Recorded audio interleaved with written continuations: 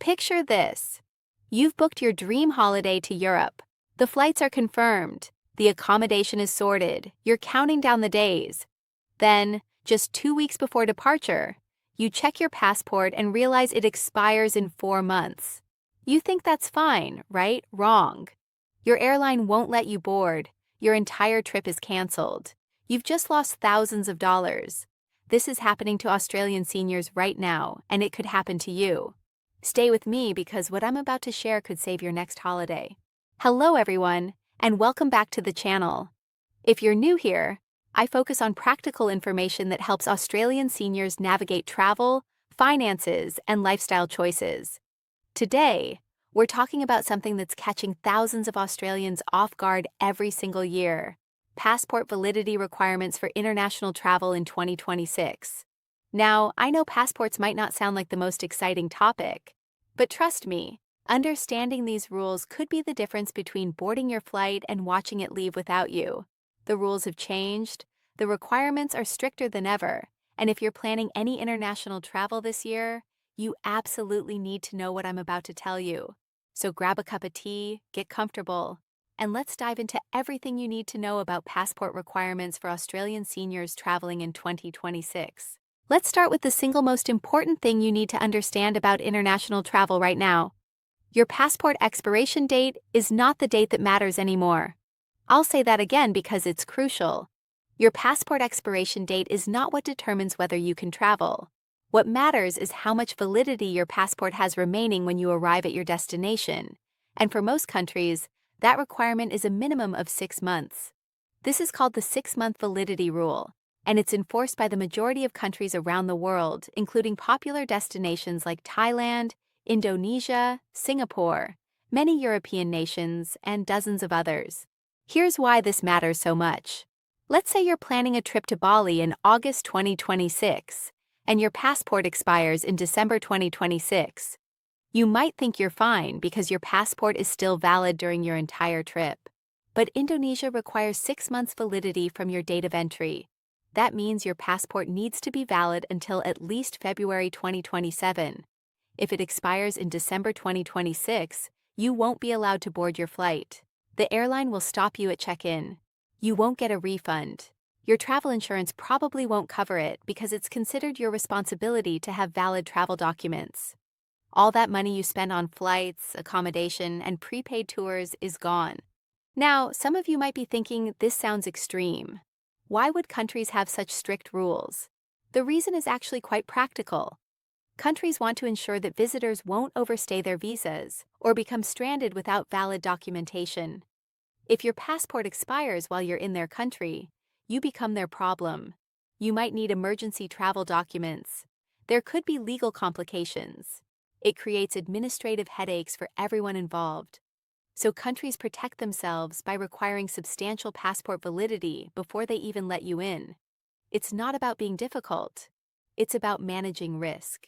Let me break down the specific requirements for popular destinations that Australian seniors frequently visit. For Southeast Asian countries like Thailand, Vietnam, Indonesia, Malaysia, and the Philippines, you need 6 months validity from your date of entry. For Japan, you need validity for the entire duration of your stay. For China, you need at least 6 months. For most European countries in the Schengen area, you need at least 3 months validity beyond your intended departure date. Plus, your passport must be issued within the last 10 years. For the United Kingdom, you need at least 6 months remaining. For the United States, Australian passport holders need validity for the duration of their stay. But this gets complicated if you're transiting through other countries. For New Zealand, you need validity for at least 3 months beyond your departure date. For Pacific Island nations like Fiji, you need 6 months. The list goes on, and these requirements can change, so you always need to verify current rules for your specific destination. Here's something else that catches people out. The 6-month rule applies from your date of entry, not your date of departure. If you're doing a 3-week tour of Southeast Asia with multiple countries, that 6 months is calculated from when you enter the first country, not when you leave the last one. And if you're transiting through a country, even if you don't leave the airport, that country's rules might still apply. Some airlines won't let you board if any country on your journey, including transit points, has passport validity requirements you don't meet. Now let's talk about renewing your Australian passport, because this is where things get interesting in 2026. The Australian Passport Office has made significant changes to their processing systems and timelines. Standard processing time for a passport renewal is now up to 6 weeks. That's not a maximum. That's not a guarantee. That's the time frame they're working with. During peak periods, which typically include the months leading up to school holidays, Christmas, and winter, processing times can blow out even further. Priority processing is available for an additional fee, and that takes approximately 2 weeks, but it's not guaranteed, and it costs significantly more. Here's my strong recommendation for every Australian senior planning to travel in 2026. Renew your passport at least 4 months before your travel date if your passport doesn't meet the validity requirements for your destination. Don't wait until the last minute. Don't assume you can rush it. Don't rely on priority processing unless you absolutely have to. The Passport Office deals with hundreds of thousands of applications every year, and delays happen. Staff shortages happen. System issues happen. Postal delays happen. You don't want to be the person frantically calling the Passport Office 2 weeks before your holiday, begging them to expedite your application while your travel companion is already packed and ready to go. Let me share a real example that happened to someone I know. Margaret, a lovely woman from Queensland, had booked a Mediterranean cruise departing in September. Her passport expired in November of the same year. She thought she'd be fine because her passport was valid for the entire trip. She didn't know about the 6-month rule for several of the European ports they'd be visiting.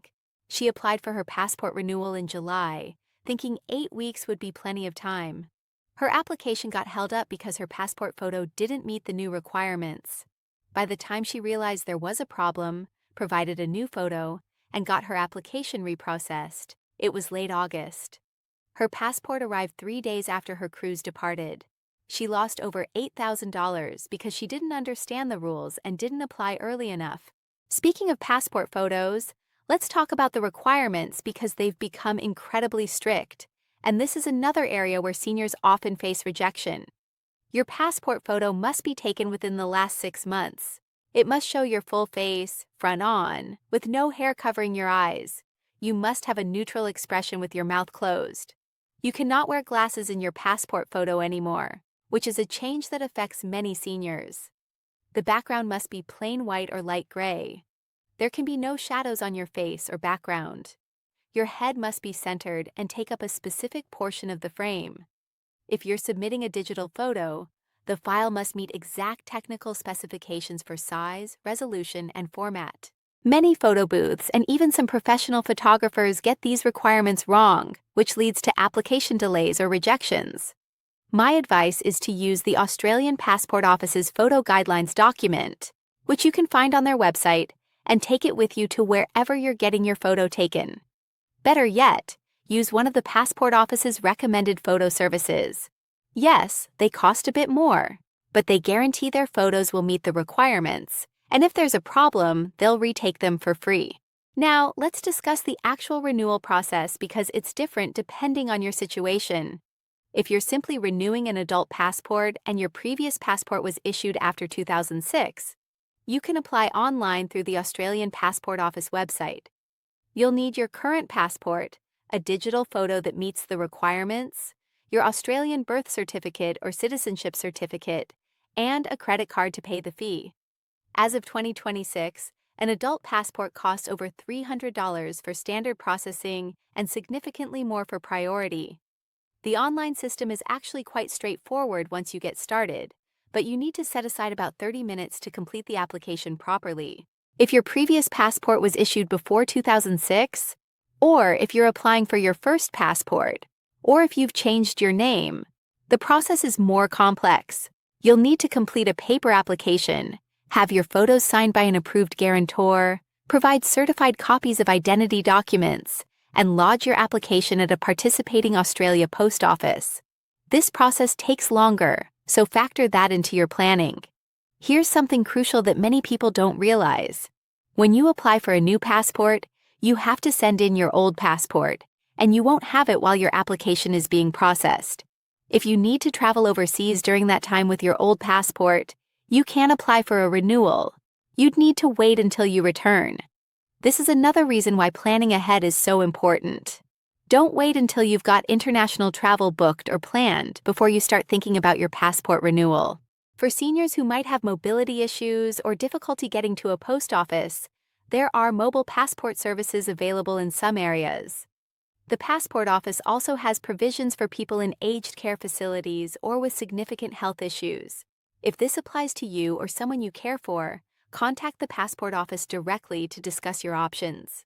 They're generally quite accommodating when you explain your circumstances. Let's talk about passport validity and travel insurance, because this is another area where seniors get caught out. Most travel insurance policies have specific clauses about passport validity. If you're denied boarding or denied entry to a country because your passport doesn't meet validity requirements, your travel insurance will not cover your losses. This is considered a failure to maintain proper travel documents, which is your responsibility, not an insured event, so you can't rely on travel insurance to bail you out if you get this wrong. You need to get it right from the start. While we're on the topic of travel insurance, if you're a senior traveler, you need to pay special attention to your travel insurance anyway. Many policies have age limits or increased premiums for travelers over 70 or 75. Some policies exclude pre-existing medical conditions unless you declare them and pay an additional premium. Some policies have sublimits for specific items like medical expenses or evacuation. Always read the fine print, compare policies, and make sure you're actually covered for what you need. But that's a topic for another video. Today, we're focused on passports. Now, what happens if you're already overseas and you realize your passport is about to expire or doesn't meet the requirements for your next destination? This is a nightmare scenario, but it does happen. If you're in this situation, you need to contact the nearest Australian embassy or consulate immediately. They can issue emergency travel documents or help you apply for a new passport from overseas, but this process is expensive, time-consuming, and stressful. It can take days or weeks. You might miss flights, tours, or other bookings. You'll incur additional costs. It's far better to avoid this situation entirely by planning ahead. Here are some practical tips to keep yourself organized and avoid passport problems. First, right now, today, go and find your passport. Check the expiry date. Put a reminder in your phone calendar for 4 months before it expires with a note to start your renewal application. If you're planning international travel in the next 12 months, check your passport validity against the requirements for your destination countries right now. Don't wait, don't assume, check.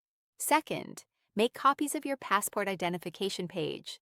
Keep one copy at home in a safe place, give one to a trusted family member or friend, and carry one with you separate from your passport when you travel. Also, take a photo of your passport with your phone and store it somewhere secure like a password-protected notes app or cloud storage. If your passport is lost or stolen, having these copies will make the replacement process much faster and easier. Third, if you're married or traveling with a partner, check both passports at the same time. There's nothing worse than discovering that one person's passport is fine, but the other person's expires in 3 months. You want to know about these issues well in advance so you can deal with them together. Fourth, if you have any international travel booked, even if it's months away, check your passport now. Then check it again when you're 3 months out from travel. Then check it one more time a few weeks before you depart. I know this sounds excessive, but people genuinely forget, or they misread dates, or they confuse the issue date with the expiry date. Multiple checks give you multiple chances to catch any problems. Fifth, when you book international travel, add a step to your booking process. Before you confirm any flights or accommodation, verify that your passport will be valid for at least 9 months beyond your travel dates. 9 months gives you a buffer for the 6-month rule plus the duration of most holidays. This way, you're covered regardless of where you travel. Sixth, be aware of passport damage.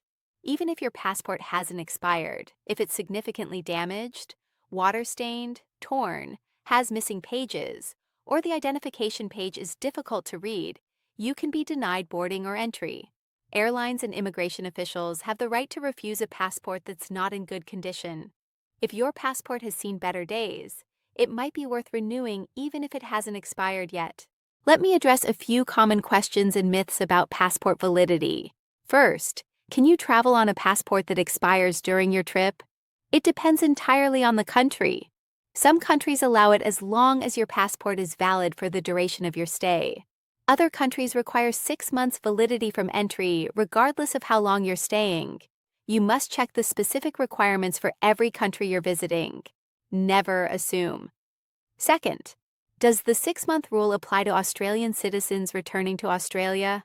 No. Australia will always let its own citizens back into the country even on an expired passport, although you might face questioning and delays. However, the foreign country you're trying to leave might not let you depart on an expired passport, and the airline definitely won't let you board your flight home without valid travel documents. So while Australia will welcome you back, you might not be able to get to Australia without a valid passport. Third, can you speed up a passport application if you have an emergency? Yes. In genuine emergency situations like the serious illness or death of a family member overseas, the passport office can expedite applications. You'll need to provide documentation of the emergency and pay for priority processing. This service is not available just because you forgot to renew your passport and now your holiday is coming up. That's not an emergency. That's poor planning. Fourth, can you have 2 Australian passports at the same time? Yes, in certain circumstances. If you travel frequently for work, or if you need to send your passport for visa applications while also traveling, you can apply for a second passport. This is less common for retirees, but it's an option if you have a specific need. Now, I want to touch on something that's particularly relevant for seniors. If you have any cognitive decline, memory issues, or you're managing health conditions that affect your ability to handle administrative tasks, please involve a trusted family member or friend in your travel planning. Passport renewals, validity checks, and travel documentation can be confusing, and the consequences of getting it wrong are severe. There's no shame in asking for help. In fact, it's the smart thing to do. Have someone double-check your passport expiry dates, help you with your renewal application, and keep track of important deadlines. This isn't about losing independence. It's about protecting yourself and ensuring your travel plans go smoothly. For those of you who are helping elderly parents or relatives with their travel plans, please add passport checking to your list of things to help with. Many seniors aren't aware of how strict these rules have become or how long processing times are now. A quick check of their passport could save them thousands of dollars and enormous stress. Before we wrap up, I want to give you a simple action plan. If you're planning international travel in 2026, here's exactly what you need to do. Step 1. Find your passport today and check the expiry date. Step 2. Research the passport validity requirements for every country you plan to visit. Step 3. If your passport will not meet those requirements, start your renewal application immediately. Step 4. Set multiple calendar reminders to check your passport status as your travel dates approach. Step 5. Make copies and digital backups of your passport. Step 6. Factor passport renewal costs into your travel budget.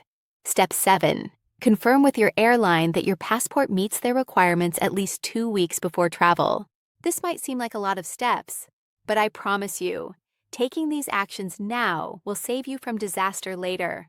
Every single year, thousands of Australians miss flights, lose money, and have their travel plans ruined because of passport validity issues. Don't be one of them. You've worked hard your whole life. You've earned these holidays. Don't let something as preventable as an expired passport stop you from enjoying your retirement travel. If you found this information helpful, please hit that like button and subscribe to the channel so you don't miss future videos about travel tips, financial planning, and lifestyle advice for Australian seniors. Leave a comment below and let me know, are you planning international travel in 2026? Have you checked your passport? Have you ever had a problem with passport validity? I read every comment and I'd love to hear your experiences. And here's my call to action for you. Right after you finish watching this video, go and find your passport. Check that expiry date. If it expires in the next 12 months or doesn't meet the 6-month rule for your planned travel, Go to the Australian Passport Office website and start your renewal application today, not tomorrow, not next week. Today, your future traveling self will thank you. Share this video with any friends or family members who are planning to travel internationally. This information could literally save someone's holiday. Until next time, safe travels, and I'll see you in the next video.